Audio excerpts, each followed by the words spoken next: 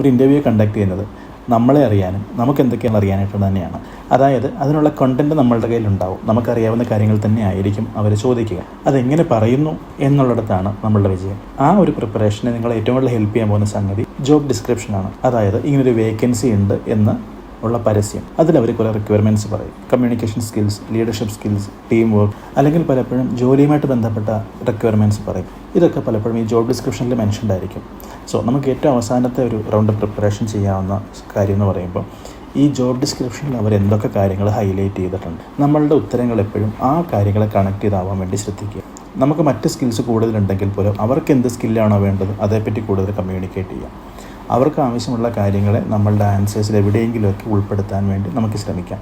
അത് അവസാന നിമിഷം ഉൾപ്പെടെ JD ഒന്ന് വായിച്ച് നോക്കുന്നതിൽ നിന്ന് നമുക്ക് കുറച്ചുകൂടി എളുപ്പത്തിൽ പ്രിപ്പയർ ചെയ്യാൻ പറ്റും. സോ ആൻസേഴ്സ് എന്ത് എന്നുള്ളതിനേക്കാട്ടിലപ്പുറം എങ്ങനെ എന്നുള്ളതിൻ്റെ ഒരു ഉത്തരമാണ് JD വെച്ച് പ്രിപ്പയർ ചെയ്യുക എന്നുള്ളത്.